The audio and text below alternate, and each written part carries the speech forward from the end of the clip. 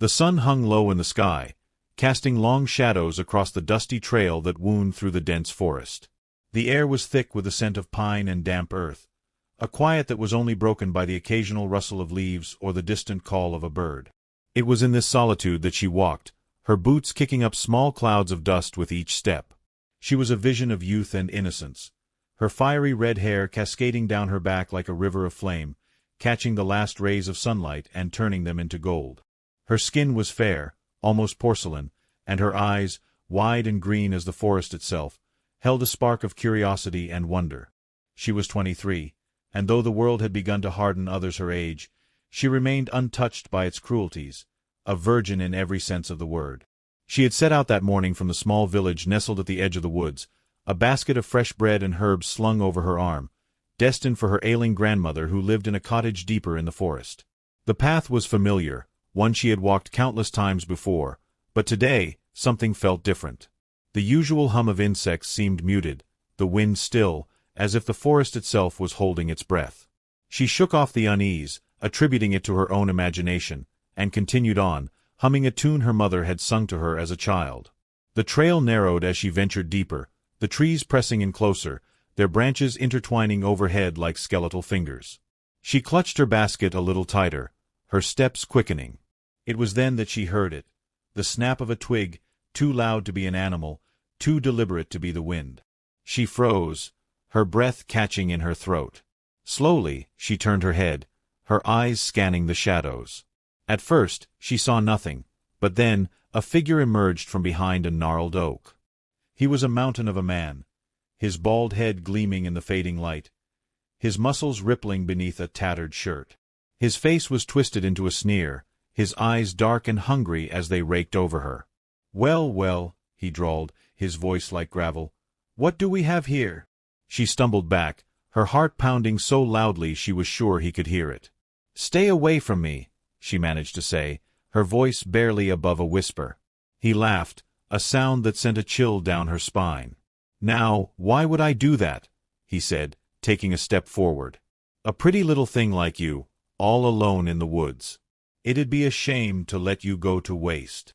She turned to run, but he was faster. His hand shot out, gripping her arm with bruising force, yanking her back against his chest. She screamed, the sound tearing through the forest, but there was no one to hear her. His breath was hot against her ear as he dragged her off the path, deeper into the trees, his grip unrelenting. She struggled, kicking and clawing, but it was like fighting against a wall of stone. He was too strong, too determined. They reached a small clearing, the ground littered with fallen leaves and broken branches. In the center stood a massive oak, its trunk wide and rough. He shoved her forward, and she stumbled, her hands scraping against the bark as she tried to catch herself. Before she could recover, he was on her, pressing her face against the tree, his body pinning her in place. She could feel his breath on her neck, his hands rough as they tore at her dress. "Please," she sobbed, her voice breaking, "don't do this." He only laughed, his fingers digging into her flesh. "Begging already? I like that." She squeezed her eyes shut, tears streaming down her cheeks. She had heard stories of women who had been taken, of the horrors they endured, and now she was one of them. There was no one to save her, no one to hear her cries. The forest had swallowed her whole, and she was alone. But then a sound cut through the air, a sharp, piercing whistle, followed by the thunder of hooves. The bandit froze, his grip loosening just enough for her to twist her head, to see a figure on horseback bursting into the clearing.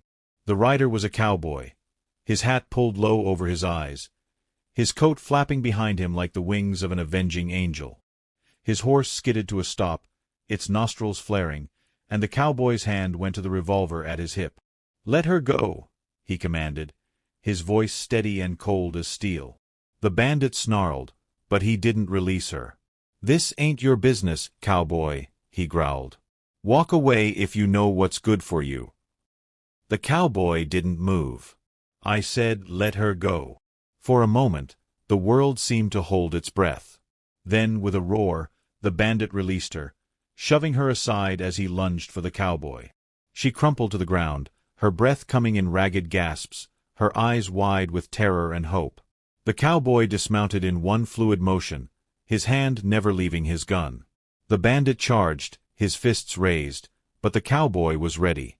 There was a flash of movement, the crack of a pistol, and the bandit staggered back, clutching his shoulder with a howl of pain. The cowboy didn't hesitate. He grabbed her arm, pulling her to her feet. "Can you ride?" he asked, his eyes never leaving the wounded man. She nodded, her legs trembling beneath her. He half-carried her to his horse, lifting her onto the saddle before swinging up behind her. With a sharp kick, the horse surged forward, leaving the bandit cursing in the dust. As they rode, the forest blurring around them, she turned her head just enough to see the cowboy's face. His jaw was set, his eyes focused on the path ahead, but there was a kindness there, a warmth that made her heart ache. She didn't know who he was, or why he had come, but in that moment, he was her savior, her hero, and she would never forget him. The horse's hooves pounded against the earth, each stride carrying them farther from the clearing and the snarling bandit left behind. She clung to the cowboy's arm, her fingers digging into the rough fabric of his sleeve, her body still trembling from the terror of what had almost happened. The wind rushed past them, whipping her red hair into a wild tangle, but she barely noticed. All she could feel was the warmth of the cowboy's chest against her back, the steady rhythm of his breathing, the strength in his arms as he guided the horse through the dense forest. She didn't know how long they rode. Time had lost all meaning. But eventually, the trees began to thin, and the faint glow of lantern light flickered in the distance. A small cabin stood nestled at the edge of the woods, smoke curling from its chimney, the scent of burning pine filling the air. The cowboy slowed the horse to a trot, then a walk, before finally pulling to a stop in front of the cabin. He dismounted first, then reached up to help her down, his hands gentle despite their roughness. "You're safe now," he said, his voice low and steady. "This is my place. No one will find you here." She nodded, her throat tight with unshed tears. She wanted to thank him, to tell him how grateful she was, but the words wouldn't come. Instead, she simply stood there, her eyes fixed on the ground, her hands clenched at her sides. The cowboy studied her for a moment, then turned and led the horse toward a small stable beside the cabin. She followed him, her steps unsteady, her mind still replaying the horror of the attack. He removed the saddle and bridle, rubbing the horse down with practiced ease, his movements calm and methodical. She watched him, her heart still racing, her breath coming in shallow gasps. "You should go inside," he said, glancing over his shoulder at her. "There's a fire. You'll be warm there." She hesitated, then nodded again and made her way to the cabin. The door creaked as she pushed it open, the warmth of the fire hitting her like a wave. The interior was simple but cozy, a small table and 2 chairs, a bed in the corner covered with a patchwork quilt, a shelf lined with books and a few scattered tools. A pot hung over the fire, the scent of stew filling the air. She moved closer to the hearth, holding her hands out to the flames, letting the heat seep into her chilled skin. A few minutes later, the cowboy entered, shaking the dust from his coat. He closed the door behind him, then turned to face her. In the firelight, she could see him more clearly. His face was weathered, lined with the marks of a life lived under the open sky, but his eyes were kind, a deep brown that held a quiet strength. He was older than her, perhaps in his early 30s, but there was a vitality to him, a presence that filled the small cabin. "Sit down," he said, gesturing to one of the chairs. "I'll get you something to eat." She sank into the chair, her legs finally giving out beneath her. He ladled stew into a bowl and set it in front of her, along with a chunk of bread. She stared at the food, her stomach twisting with nausea, but she forced herself to take a bite. The stew was rich and hearty, the bread warm and soft, and slowly, the trembling in her hands began to subside. The cowboy sat across from her, watching her in silence. She could feel his gaze on her, but she didn't look up. She didn't want to see the pity in his eyes, didn't want to face the reality of what had almost happened. "What's your name?" he asked finally. She swallowed, then met his gaze. I don't want to tell you," she admitted softly. "I don't want you to know who I am." He nodded, as if he understood. "Fair enough," he said. "You can call me Cole." She studied him for a moment, then gave a small, hesitant smile. "Cole," she repeated. It suited him, strong, simple, unyielding.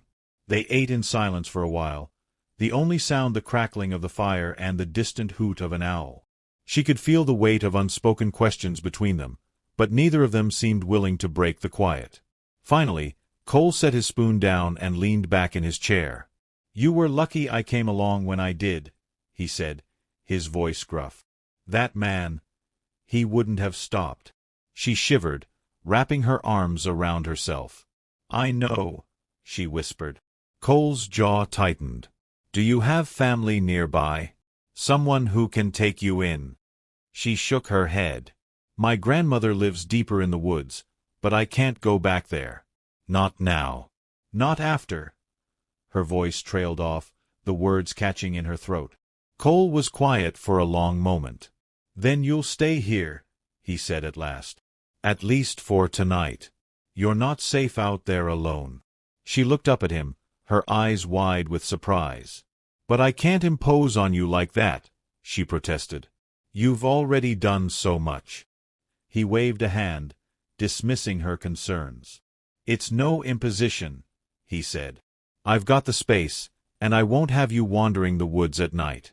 Not after what happened." She wanted to argue, to tell him she could take care of herself, but the truth was, she didn't know if she could. The forest that had once been her sanctuary now felt like a prison, every shadow a threat, every rustle of leaves a warning. She nodded, her shoulders slumping in defeat. "Thank you," she said softly. Cole stood, moving to the shelf where a few blankets were folded. He pulled one down and handed it to her. "You can take the bed," he said. "I'll sleep by the fire." She started to protest, but he cut her off with a shake of his head. "I insist," he said firmly. "You've had a long day. You need rest." She accepted the blanket, her fingers brushing against his as she took it. His skin was warm, rough with calluses, and for the first time since the attack, she felt a flicker of something other than fear. Gratitude, yes, but also something deeper, something she couldn't quite name. She moved to the bed, pulling the blanket around her shoulders. Cole turned his back to her, giving her what privacy he could in the small space. She lay down, her body aching with exhaustion, her mind still racing with the events of the day. But as she closed her eyes, she found herself focusing on the steady sound of Cole's breathing, the crackle of the fire, the knowledge that she was safe, at least for now. Sleep came slowly, her dreams haunted by the bandit's snarling face, the rough bark of the tree against her cheek, the cold press of his hands on her skin. She woke with a gasp, her body drenched in sweat, her heart pounding. The cabin was dark, the fire reduced to embers, but Cole was still there, his form a shadowy outline by the hearth. He stirred at the sound of her movement, turning to face her. "Bad dream?" he asked, his voice rough with sleep. She nodded, her breath coming in short, sharp gasps. Without a word, he stood and moved to the bed, sitting on the edge. He didn't touch her, but his presence was enough to calm the racing of her heart. "It's over," he said softly. "You're safe here." She wanted to believe him. She wanted to trust that the nightmare was truly behind her. But the fear lingered, a shadow that clung to her like a second skin. Cole reached out, his hand hovering just above her shoulder, as if asking for permission. She didn't pull away. His fingers brushed against her hair, gentle and hesitant, and she leaned into his touch, her eyes closing as a tear slipped down her cheek. "You're strong," he murmured. "Stronger than you know." She shook her head, her voice barely a whisper. "I don't feel strong." He was quiet for a moment, then said, "Strength isn't about never being afraid. It's about facing that fear and moving forward anyway." She looked up at him, her eyes searching his face. In the dim light, she could see the sincerity in his gaze, the quiet conviction in his words. She wanted to believe him. She wanted to be strong. But for now, she was just a girl who had been saved from the unthinkable, a girl who was still trembling with the aftermath of terror. And Cole was the man who had pulled her from the darkness, who had given her a place to hide, a moment to breathe. She reached out, her fingers curling around his. He didn't pull away.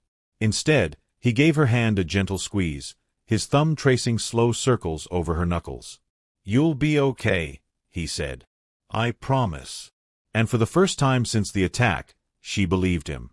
Dawn broke softly over the cabin, golden light spilling through the cracks in the wooden shutters and painting the room in hues of amber and rose. She lay still for a moment, listening to the quiet rhythm of Cole's breathing as he slept by the fire, his broad shoulders rising and falling with each slow inhale. The events of the previous day pressed against her mind like a bruise, but the fear that had gripped her so tightly had dulled, replaced by a fragile sense of peace. She was alive. She was safe. And for now, that was enough.